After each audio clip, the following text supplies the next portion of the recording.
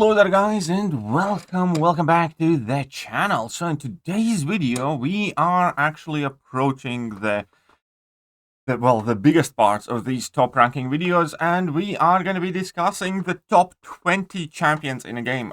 Due to the length that these videos typically go to, we're going to be doing these in two parts. So this is going to be spot 11 to 20, and then tomorrow we are going to be posting up spots 1 to 10. Right, and here we can see the previous top 20 ranking. Obviously there will be several things that have changed. Some champions have gone up, some champions have gone down, some champions are missing from the list. And before we carry on any further, please do remember that these videos are meant to be a reflection of my personal views on the game currently and current game relevance and trends. It is meant to be a positive thing, not a negative thing. It's not meant to have anybody work up too hard if there is not a champion that you personally value as high as, well, or higher than somebody else does. Because we are all different in terms of which areas of the game that we focus, what mastery setups we run, what playstyles we enjoy, and so much that this game is a different experience to vast majority of us based on our progression levels and commitment levels and so on and so forth. And what works for you and what might be the best for you might not be the best for everybody else, and vice versa with me. At the same time, this is a perspective of somebody who does take a serious note of battlegrounds, does take serious note of alliance wars and questing as well.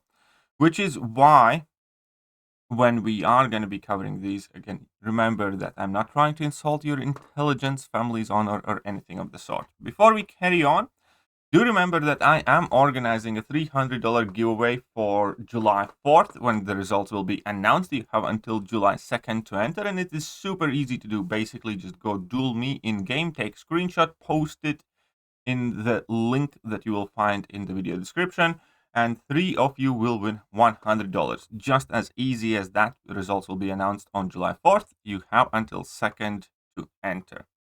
Right, that put aside, let's get to the meat and bones. So previous spots number 11, 12 went to Hulkling and Galan's, 13th Scorpion, 14th Rintra, 15th Hyperion, 16th Warlock, 17th Nick Fury, 18th APOC, 19th Shang-Chi, and 20th Magneto.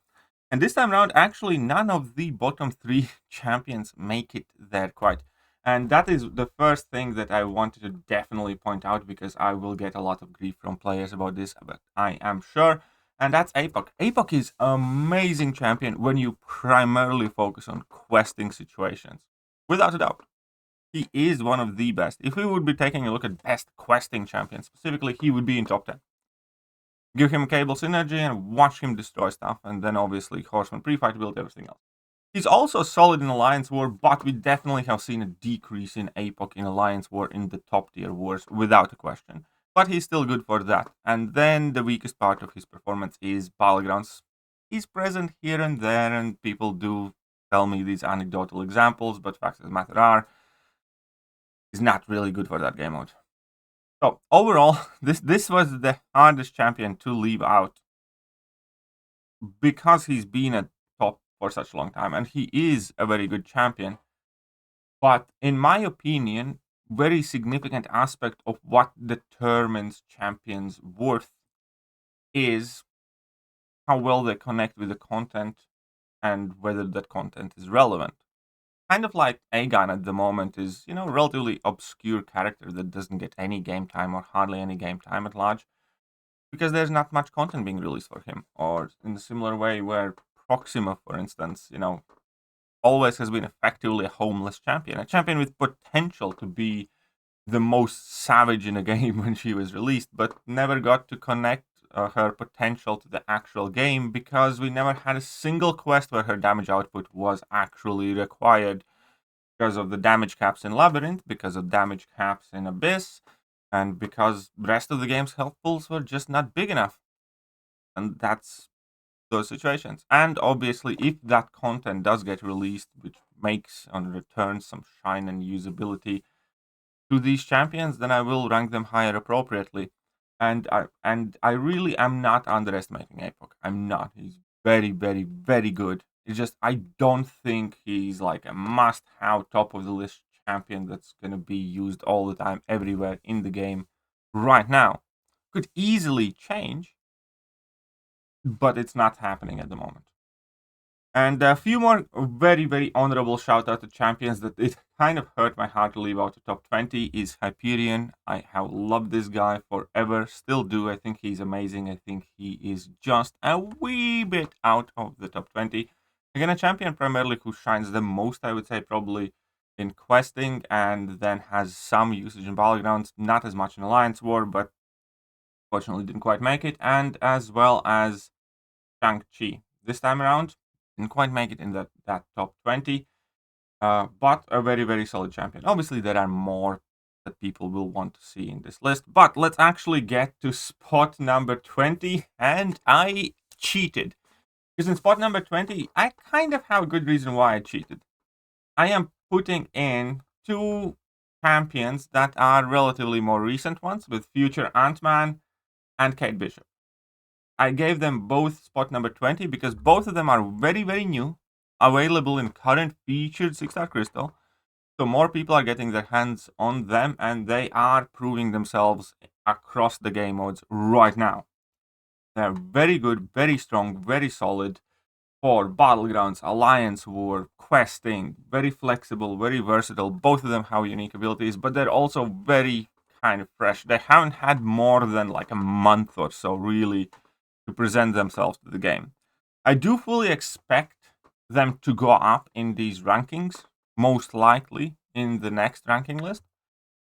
But as it often happens with champions in this game, they can also kind of drift further down. And there have been tons and tons of instances where a champion gets released, they get super hype, and then everybody's praising them because it just so happens that these champions either work very well for the Alliance War meta or something else, and then gradually we see kind of massive decrease. For instance, Spider-Man 2099 is one of those champions. Spider-Man 2099, everybody, or like, well, a huge amount of player base was completely up in arms, how great he is for this and that and that. And as soon as Kabam takes off the True Strike from Alliance War, we see him a lot less, pretty much everywhere. And therefore, I kind of erred on a side of caution with both of them. Now, both of them are phenomenal. Future Ant-Man is so cool and fun as well, with the way he can do the entire fights without letting opponent throw a single special attack, reducing their combat power rate and power draining them. Level 2 obviously deals massive amounts of burst damage and is very solid amount of damage even if you just go straight to the level 2. I think a lot of people underestimate his damage whilst his Surging Swarm is active without even his special attacks, because that does give him a significant increase in attack rating. And obviously the whole glancing abilities, damage protection, everything else. I do expect him to thrive in the contest, but I want to make sure of that as well at the same time. And that's why, again, I'm erring more so on the side of the caution. And similar with Kate, I do fully expect Kate to go up in rankings. I think she has presented herself incredibly well. I do think Valkyrie is better than Kate. But, you know, the fact that people are having these polls and discussions and stuff like that everywhere already, you know, means that Kate has left a very, very, very, very strong first impression on the game.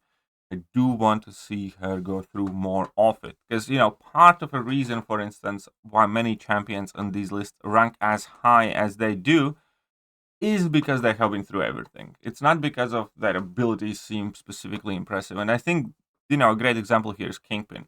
Kingpin has been just gradually chipping and climbing these lists after his buff, because it turns out he's good everywhere. And if that's the case, obviously these champions will also do the same. So we're going to starting them off here in spot number 20, split in between Kate and Future Ant-Man as two of the more recent 2023 champions that are basically the more promising ones in my opinion. Right, let's move on. Spot number 19, and spot number 19 has got to be Spotty Boy. Now, Spot is, again, a tremendously successful champion that's introduced relatively recently. More and more people are kind of coming around to him, getting him ranked up. He was, I believe, in the previous 6-star featured, so, you know, a lot of people acquired him from there. and he is performing very well, primarily in battlegrounds.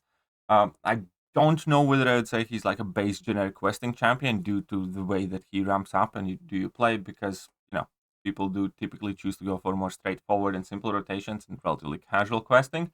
But we definitely have seen Spot do some work in Alliance Wars offensively, but definitely defensively, and then there's Battlegrounds duality on her. And that is also kind of the math there that I'm using at the moment. If you're taking a look at all three of the game modes, he's definitely most present in the Battlegrounds, where he gets like basically pretty much full marks, about as good of a champion as you can have for Battlegrounds. Then in Alliance War, it's not quite as high. He's hardly a staple attacker, but he is a present defender.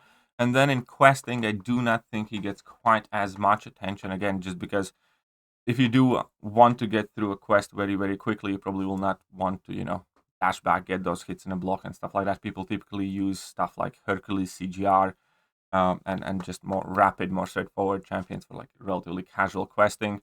And he hasn't been really that long in the game to kind of judge his performance in stuff like, challenging content or much of story content. So at the moment, I feel perfectly confident and comfortable placing Spot in number 19. Could go up, could go down. As I mentioned in the science video, there are things that will be working against him, like the fact that 7 stars are getting more popular with the block penetration tactic, and also, battlegrounds scoring system changes might not necessarily be preferential to Spot, but we'll see how he tackles them head on. At the moment, I am placing him in number 19.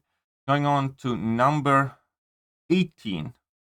And number 18 is a slight decrease in rankings, which I feel perfectly justifies this champion's position in the game at the moment.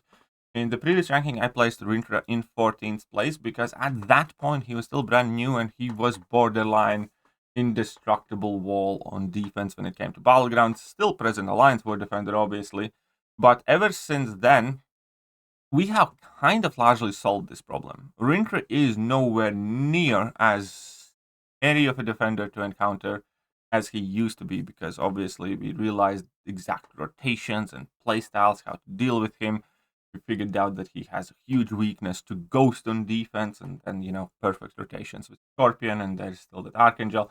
And if it used to be where Rintra was like, often getting the timeout or wasting 90-100 seconds in the fight, then he just doesn't do that anymore. At the same time, the fact that he is in this top 10, 20 means that he still has huge amount of value in the game, obviously, as a dual purpose champion who is a very potent neutralize user, which is very, very important and powerful mechanic in the game. Has access to tons of rapture, super tanky, kind of feels very safe and steady to play, and also functions as a great defender in any game modes where that is relevant. So I do think Rintra is a very, very strong addition to the contest from the recent years, and rightfully deserves his placement in the 18th spot as is right now. Spot number 17 is gonna go to, well, a relative veteran of the contest at the moment, and that is Warlock. And Warlock is, I think, at this point, a definition of a champion that has been through it all, done it all, and still does it and still works and is still effective enough. The fact that we see Warlock everywhere. Warlock is a frequent tech class questing champion because he perfectly kind of combines the tech characteristics of the required immunities, the armor buff, access to shock and heal block and armor break, all of whom typically get used as these tech class identifying abilities when it comes to monthly quests or story quests, and that makes him relevant in those, questing situations. Then obviously, as soon as willpower gets involved, it's kind of like Warlock goes Super Saiyan and becomes completely different beast of a champion on his own, because he then possesses the best power control in the game, I would argue. As long as opponent has willpower, you can basically infinitely power drain them. And some of the strongest heal blocking abilities in the game, as well as I mentioned previously, access to armor break, shock, regeneration, offensive ability accuracy reduction, tons of immunities, that armor up buff that's required of tech champions quite a lot. And I love a champion like Warlock because he is somewhat understated in a way. He's not, the champion that after a fight will have somebody's jaw drop or something like that. But he's a champion that just goes in there and works.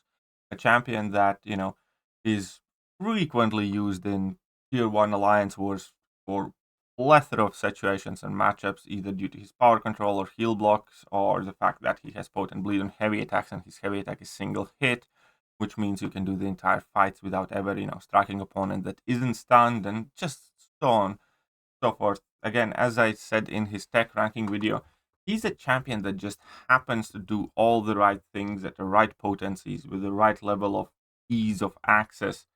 And it shows. He's, as steady and reliable as an old workhorse or old donkey.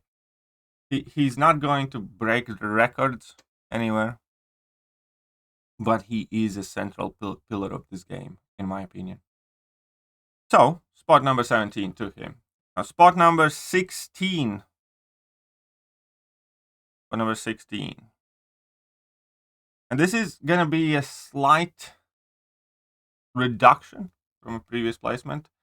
But again, I do think that basically starting from this point, to about spot number 7, maybe 9, there ain't that much differentiating these champions. And it's a champion that I already talked quite a lot in detail.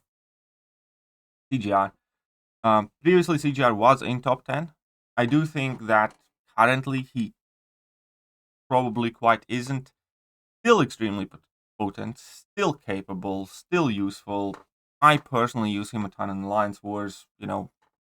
One of the Battlegrounds top attackers as well, especially if he happens to work with the metas together. And then obviously, probably people's favorite or one of the favorite questing champions when you just quickly want to eliminate things. Somebody that's also very solid for Alliance Quest. Trust me, I know I'm using him in Alliance Quest as well myself, every other week pretty much. And a champion that had a lot to prove, but he did it. And obviously was released with relative amount of controversy, with his damage already being tuned down. And this is the tuned down version, just so you guys know.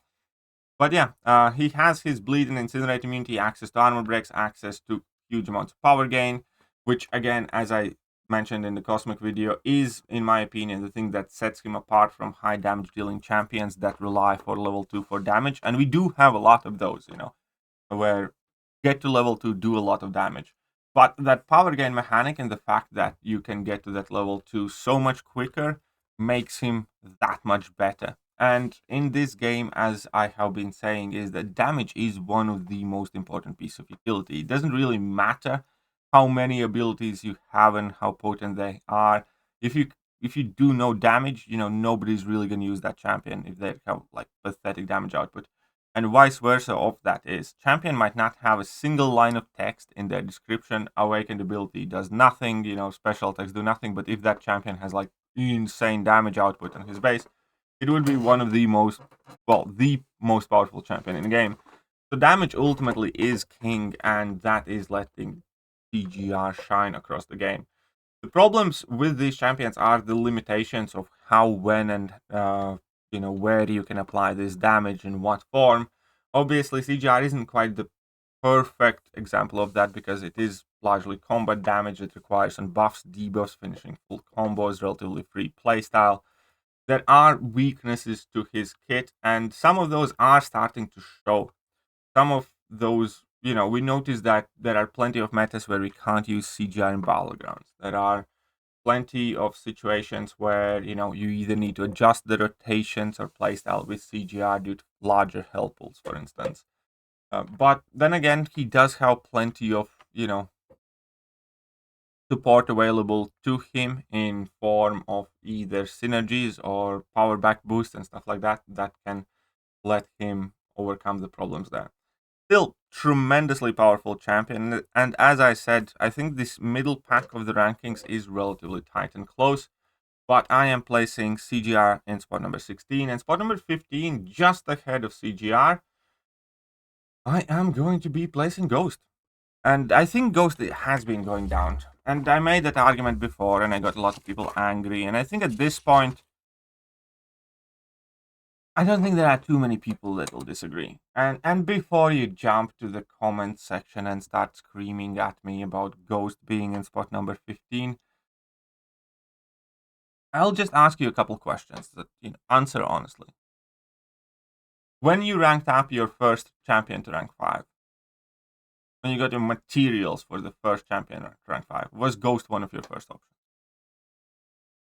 Any champion in the games, like, where you're thinking, I'm gonna go for Ghost? I'm sure that there are few people who did, but I'm sure the vast majority did not. When you rank up your first tech champion specifically, did you go for Ghost? Again, I'm sure that there is some very small percentage that did, but vast majority that didn't. And that should be the proof that you need deep down that Ghost isn't what she used to be 3 years ago. Still great, still powerful, awesome for questing, especially with synergized, great for alliance war, very solid for battlegrounds. All of those things are true. There are unique aspects to Ghost, but now 3-4 years later, we cannot ignore the fact that Kabam had actively attempted to basically weaken and suppress her with the way they design new nodes, with the way new champion abilities work, and so on and so forth. And she's still amazing. She still works for a really large amount of content extremely well, and for a ton of newer champions also. But she isn't end all be all anymore. I did 6 months ago. Will say it again. I think Ghost is tremendously powerful. That's true. But she isn't standing, head above the others. And that's perfectly fine. That is perfectly fine. We have had so many champions that stood atop the game, and best case scenario are at the place where Ghost is right now, where she's still very strong, very useful, and a lot of people still do use her. But often end up like Blade. How many of you are rushing to rank 5 Blade as your first rank 5? Because there was a time when everybody used Blade as their first rank 4 or rank 5 5-star. When it comes to 6 stars, nobody's there. Ghost is still absolutely not there, and still very tremendously powerful in the game. It's just not that great. Well, here we are. And spot number 14, I didn't intend to, but I think is kind of fitting. This I just realized now as I'm doing this, because I'm doing spot number 14 to Valkyrie. And Valkyrie is kind of the opposite of Ghost. Valkyrie is, by many the new version of Quake. Valkyrie is a champion that started in the game not long ago and is just going from strength to strength to strength, is gaining popularity, is gaining steam, and is destroying and being looked for virtually all through all the game modes. Because she bypasses so many nodes, so many abilities, with the fact that she can do entire fights very well and reasonably fast just by hitting opponents' block. If you can actually strike the opponents, then she can turn into an absolute nuke. Ability to obviously go stun immune and bypass unstoppable, and we all know how much Kabam loves spamming unstoppable in last year or so. Every, month we have to deal with so many different forms of unstoppable everywhere. And Valkyrie takes it on within her stride and just does it. Very unique skill champion in the sense that, doesn't really care about damage or time effects. Nobody really relies on Valkyrie for shrug off effects, even though she does have some decent shrug off abilities. And she's been putting in more and more work in all of the game modes, and I realistically expect Valkyrie's stock to go even higher. If previously she did not appear in top 20 list, now she has made it spot 14. I would not be surprised to see her in top 10 list 6 months down the line, because she is, pretty much set herself as a staple of this game. You run her in war, you run her in questing, especially for some harder quests, and you run her in battlegrounds virtually everywhere. And additionally, she's also one of those champions that makes the game better by making the player base better, because she does force you to learn several tricks and tips how to use her, how to manipulate the AI, could be more like, attentive towards the fight when you need to strike the opponent's blocks and not get yourself cornered. A ton of very good things how come as a side consequence of Valkyrie being released in the game. And the game's better for it, without a doubt. And yeah, Valkyrie goes to spot number 14. Moving on to spot number 13. Spot number 13, I'm gonna give it to Galan. And Galan, again, as I discussed in detail in the Cosmic ranking video, and I'm trying not to stretch this one out so long because that video was nearly an hour. Galan is one of those champions that's extremely consequential for Cosmic class specifically, and also for player base at large, because he is the Cosmic champion that works when others don't. He's a Cosmic champion that, yes, does have access to a ton of buffs and rely on a lot of buffs like all others, but is also nullify immune, which is a huge difference. And basically, in all situations, when you want to stop Cosmic champions, you just need to put on some, heavy buff punishing nullification type of nodes. And Galan just ignores that all. Then, top of it all, a lot of champions and Cosmic champions in particular rely on their special attacks for these huge amounts of influx damage. And so does Galan, but Galan's immune to power drains and steals and burns and all that stuff. So he just half the time completely ignores his whole set of abilities or nodes based on his immunities. And then obviously there are other cool aspects about Galan, namely the way he delivers the damage, which is, in my opinion, the most unique, rare, and useful of all the champions in the game at the moment, likely, given the fact that there's virtually nothing that really counters it, or hardly anything that counters it in the game. Future Ant-Man is one of the newest things, but he just does direct damage. You build him up, he does very little damage, and then you detonate your harvest, and then everything goes bye-bye. And unlike Quicksilver, it's not physical damage. Unlike some other champions, it's not energy damage. It's just straight to the point, direct damage that doesn't get affected by weakness debuffs, by some sort of damage modification stuff, and bypasses the resistances. And there is a ton of value in that. Then obviously, besides that, access to Unstoppable for majority of the fight, if you choose to do so, alongside with Regen. It's quite solid, as it uses access to Incinerate, access to Fury buffs, and on top of his immunities, and then obviously the pre-fights to beef up your champions as well. So I do think at the moment Galan is at spot number 13. Definitely a very powerful champion. Definitely a champion that shines when others struggle, which is super important in this game, because often it doesn't really make a very big difference whether you use, CGR or Hercules or Kitty or something like that. As long as you can hit big yellow numbers, it's fine. You can use virtually anything. You can go in with Hitmonkey and do the same things as with a bunch of other champions.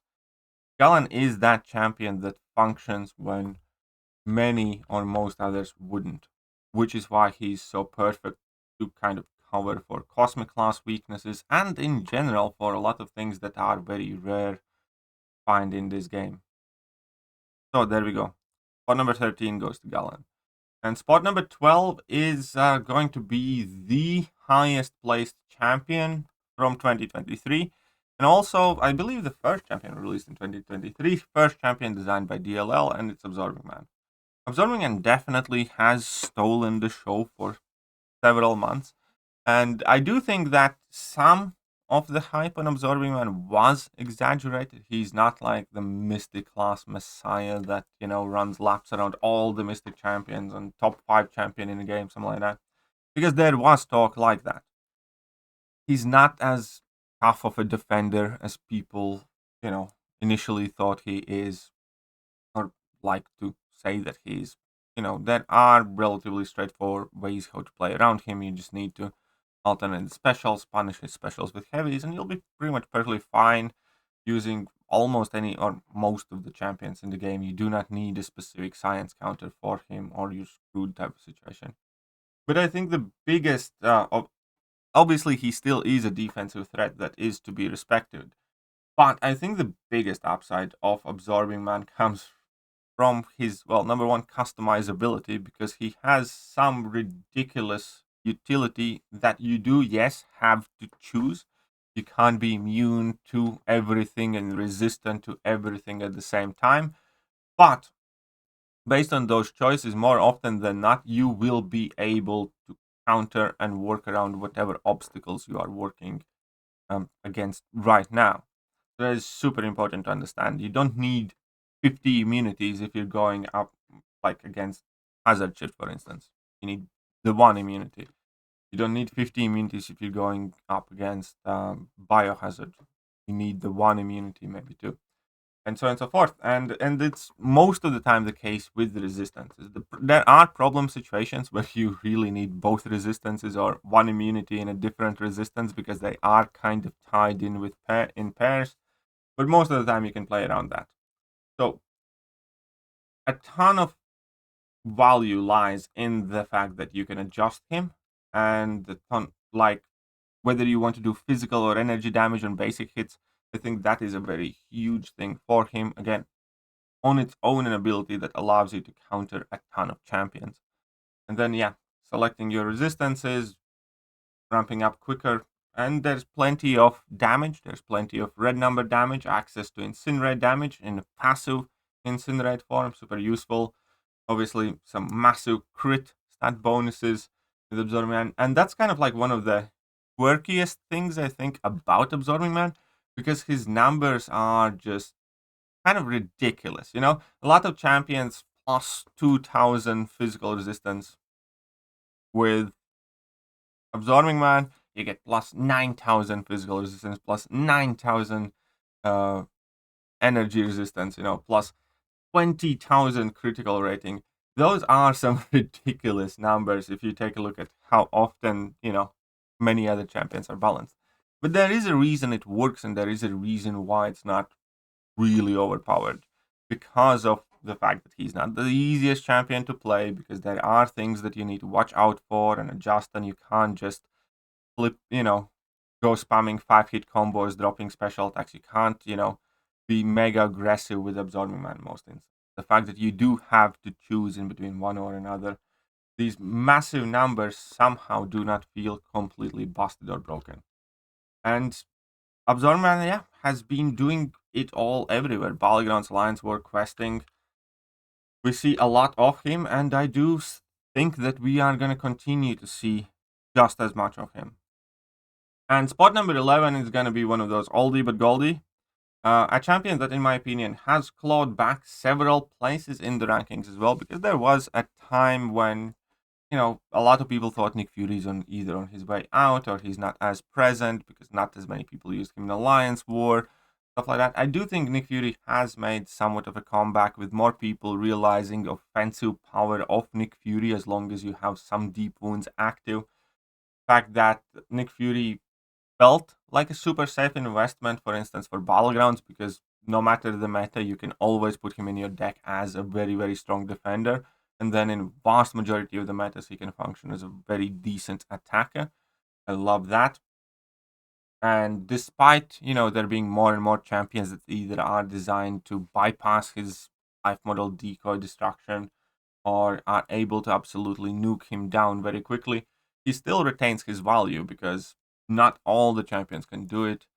In fact, most of the champions can't. And the fact that he has tremendous offensive value. Nick Fury is still very present in questing situations via his uh, own abilities or via his synergies, and especially in questing situations is where you can primarily get the best benefit of his, real Nick Fury and mega massive damage once you get your life model decoy destroyed, because that is not the strategy that you want to use in Battlegrounds or Alliance War.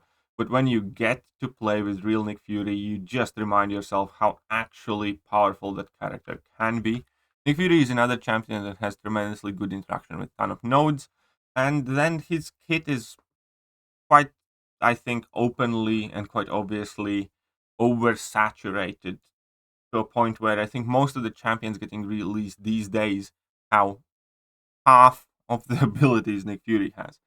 Because, he has access to God knows how many different bleed effects, including passive bleeds, bypassing evades and miss, shrug off, non-damaging debuffs, damaging debuffs, going permanently unblockable. Then access to stun, to disorient, goes stun immune in his second life, goes stun immune when he gets auto-blocked. It's like, what else do you want? Nick's been through it all, for sure, and is still very much so extremely present in the game right now. And I am putting in spot number 11. The man's just awesome.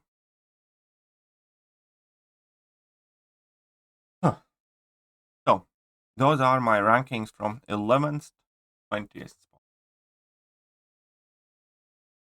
That leads me to ask for a very interesting challenge here of you guys.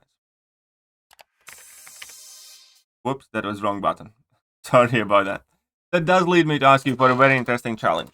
Now that you have seen my bottom of top 20 right now, I want to know how many of you can as accurately predict the top 10 champions. Because this video can serve as a very, very, very, very good clue in combination with the other videos that you hopefully watched, where we did the class rankings, for you guys to figure out what is going to be the top 10, which is the video that I'm going to be making tomorrow. That said, here is the write-up of the new rankings. So the green one is the new, black one is the old. As we can see, Nick Fury is 11th, Absorbent 12th, Galan 13th, 14th Valkyrie, 15th Ghost, 16th CGR, 17th Warlock, 18th Rintra, 19th Spot, 20th is split by Kate and future Ant-Man. And we did have some honorable mentions. And yeah, let me know who do you think will make it in what order in the top 10 video. Meanwhile, do not forget to enter your giveaway. Also, a very proper shout there. The more people enter this giveaway, the more of these I can do in future with bigger budgets. So do encourage your teammates, friends, and everybody else also to enter, because the more we get people interested in this one, the more likely we are going to be doing many more of these in the future. And that is it. So I hope you guys enjoyed today's video. Hope you guys look forward to tomorrow's video, which still likely is going to end up being like an hour long, but who knows. And I shall see you guys soon. Bye.